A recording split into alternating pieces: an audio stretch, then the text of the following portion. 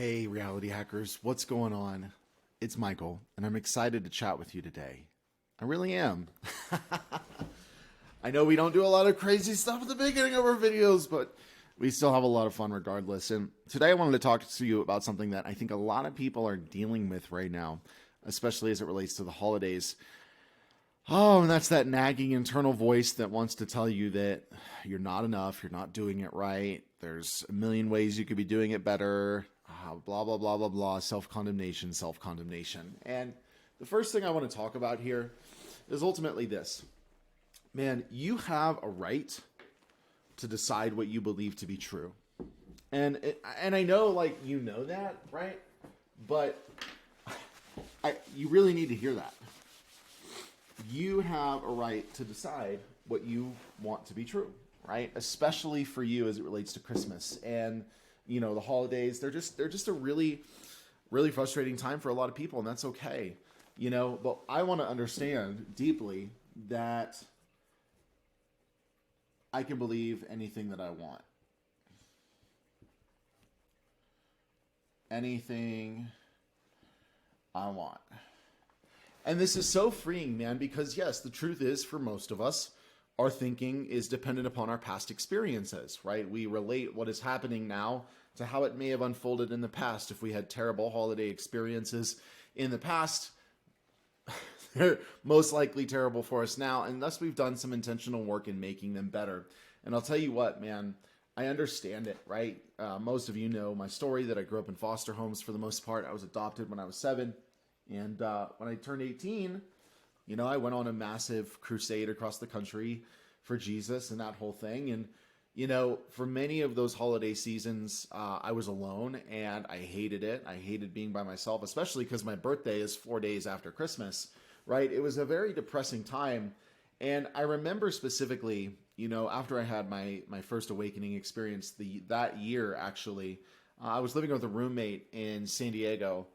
And he went to go be with his family, and I was by myself. And I realized that year that really the truth was that I could allow this to be a very crappy holiday. I could allow myself to interpret what was happening in a way that existed to my detriment. Instead, what I did was I chose to completely shift my mindset around the whole situation, right?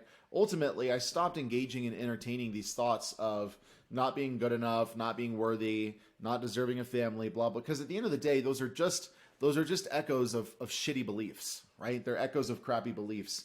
And ultimately, as long as I entertain those and give them life, they're going to make themselves alive in my own life. And so, you know, this can be applied to any season, any time, really. But there's something to be said here, ultimately, about being proactive. See this over here so you can... Being proactive about self-concept, right? Like, here's the thing. I hated this time for a long time until I started to enjoy it, until I chose to enjoy it. There was something very specific that happened when I said, you know what? I have the opportunity to choose how I'm going to interpret what is happening right now. And the truth is, there are a million different things that you can do, even if you're by yourself, to enjoy the spirit of the holidays. But at the end of the day, not even the spirit of the holidays, because if we're being honest, I think that the spirit of joy here is in many ways the spirit of the wish fulfilled. And this echo of limiting beliefs that exists to take that away from us only succeeds when we actually let it do so. That's the reality here, right? An amazing quote from Spock in Star Trek's, you know, Spock's dad, right? You are fully capable of deciding your own destiny. And not are you only capable of deciding your own destiny, you're capable of controlling yourself. You're capable of determining the types of thoughts and patterns that go on in your head. You're capable of deciding the biochemical responses that unfold in your body. And I know you know this. And I also know that you know that as you are intentional about having new biochemical experiences in your body, right, entering new states of consciousness, you will see new things unfold in your world.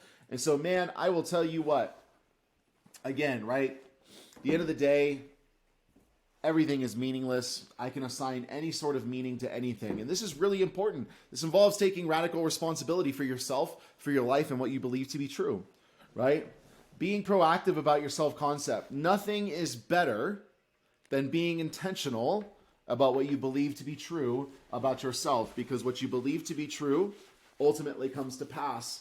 I remember about 7 years ago, I don't really remember specifically, it was the end of 2016, and I was not in the greatest place in a lot of ways. I just left Nashville. I was doing some audio engineering out there. I moved back to my hometown in California, and I really didn't know what I was doing. I had no idea where I was going. I had no idea what my plans were, but I did know that the law is the law, right? And so regardless of what was going on, I made it my intention to go to the places in my town to the degree that I could that engaged and excited those feelings, right? I purposefully surrounded myself in places that ultimately reflected the type of world I wanted to create. And I did this very intentionally for, I don't know, about 30 days or so. I was, constantly going to Rolex stores. I was going to art museums. I was, hanging around fancy restaurants, even if it was getting some water.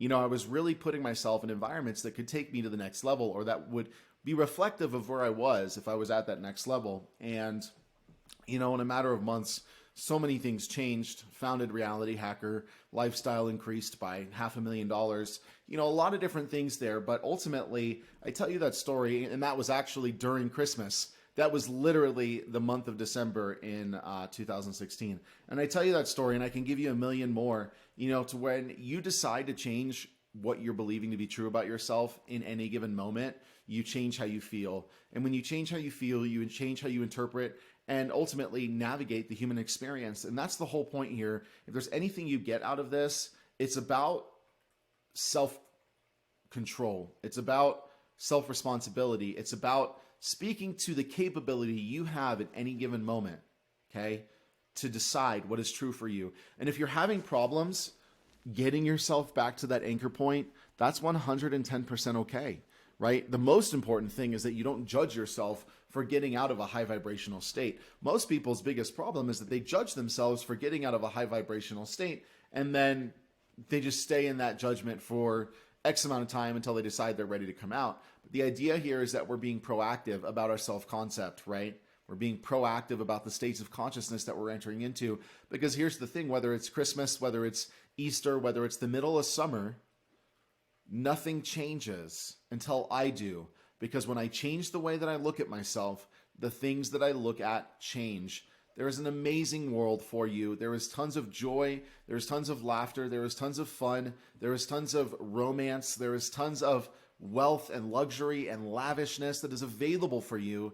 You just have a responsibility to be proactive about tapping into that and allowing that self-concept to impregnate your subconscious mind to such a degree that you ultimately begin to walk around with that conviction. And I can guarantee you, the moment that conviction becomes your reality will reflect that conviction. I hope you had a great time today.